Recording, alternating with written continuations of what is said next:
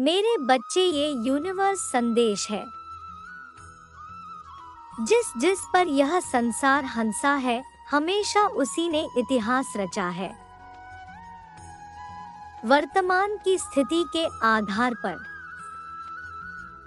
किसी के भविष्य का अनुमान नहीं लगाया जा सकता।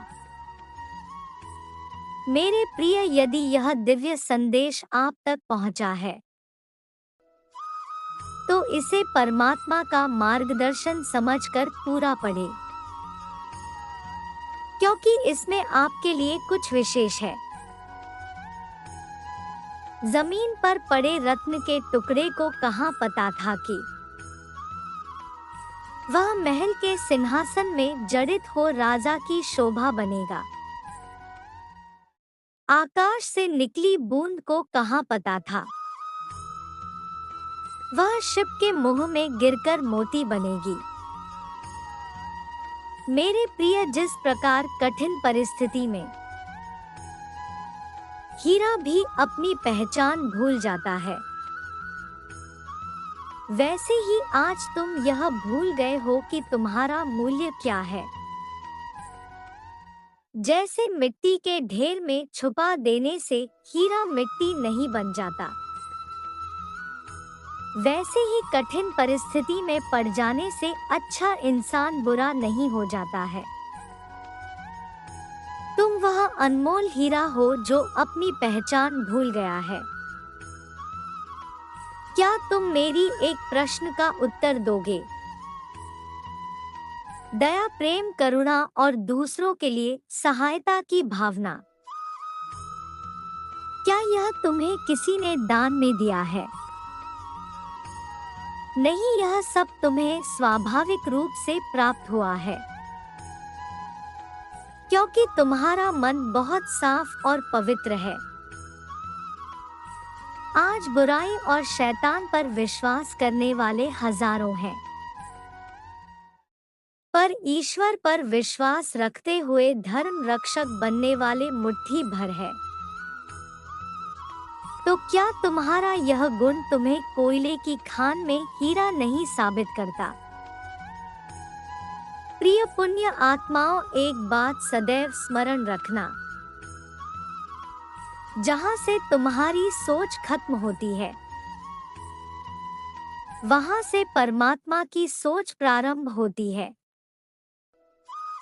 इसलिए उनके लिए कुछ भी संभव नहीं है। कोई फर्क नहीं पड़ता कि लोग तुम पर हंसते हैं, कोई फर्क नहीं पड़ता कि वह तुम्हें छोटा समझते हैं। यह उनकी भूल है जो अनमोल रत्न को खोखला समझकर फेंक देते हैं। एक दिन तुम इतिहास रचोगे। अपना घर छोड़कर चली बूंद नहीं जानती थी वह कहाँ गिरेगी, पर परमात्मा की कृपा ने उसे मोती बना दिया। ऐसे ही तुम पूरा समर्पण परमात्मा पर कर दो। उनकी कृपा तुम्हें ऊंचे सिंहासन पर बिठा देगी। पंख स्वयं उड़कर इमारत पर नहीं जा सकता, पर हवा उसे वहां पहुंचा सकती है। ऐसे ही शायद उस महान पद तक तुम्हारी सोच ना पहुंच सके, पर परमात्मा की कृपा तुम्हें वहां तक पहुंचा देगी। अपनी जिस इच्छा के लिए चिंतित हो वह जरूर पूरी होगी, लेकिन तुम खुद पर और परमात्मा पर संदेह करना बंद करो। जो स्वयं पर विश्वास नहीं कर सकता, वह परम पिता पर भी विश्वास नहीं कर सकता। यदि तुम्हारे समक्ष दूसरों से अधिक समस्याएं और चुनौतियां उत्पन्न होती है, तो समझ जाओ ईश्वर तुमसे दूसरों से अधिक प्रेम करते हैं, क्योंकि जिसका लक्ष्य जितना बड़ा होता है, उसका संघर्ष भी उतना ही अधिक होता है। और परमात्मा तुम्हें अभी से मजबूत बनाना चाहते हैं ताकि तुम उस बड़ी जिम्मेदारी को अपने कंधों पर उठा सको। क्या तुम्हें परमात्मा के चुनाव पर विश्वास नहीं है? यदि हाँ तो कहो, मैं बहुत भाग्यशाली हूँ, मैं अमीर हो रहा हूँ, परमात्मा हर वक्त मेरे साथ है। मेरे बच्चे, तुम्हारा हृदय तो बहुत ही कोमल और पवित्र है। तुम कभी किसी का बुरा नहीं सोचते। तुम चाहते हो कि हमेशा हर एक मनुष्य खुश रहे। मेरे बच्चे, हर मनुष्य अपने कर्मों का ही भोगता है, फिर चाहे वह कोई भी हो, तुम्हारा कितना ही प्रिय क्यों ना हो और सगा क्यों ना हो, किंतु यदि उसने कोई ऐसा कार्य किया है जिसके लिए वह दंड का पात्र है, तो उसे दंड अवश्य मिलेगा। मेरे बच्चे, एक बात सदैव याद रखना, इस संसार में केवल 2 प्रकार के लोग होते हैं, अच्छा सोच रखने वाले या बुरे सोच रखने वाले। अच्छी सोच रखने वाले व्यक्ति सदैव केवल अपना ही अच्छा नहीं, बल्कि अपने आसपास के सभी का अच्छा सोचते हैं। किंतु बुरे सोच रखने वाला व्यक्ति केवल स्वार्थी होता है। उसे दूसरों के सुख से कोई लेना देना नहीं है।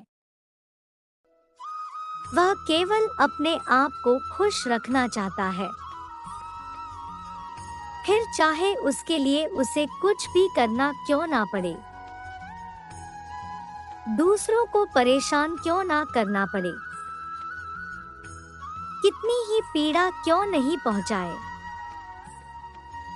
मैं सदैव ऐसे व्यक्ति का साथ देता हूँ जो गलत बात को बिल्कुल बर्दाश्त नहीं करते,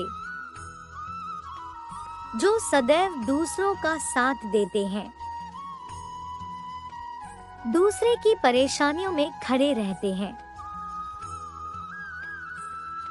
दूसरों की मदद करते हैं और दूसरों को परेशानी देने की नहीं सोचते।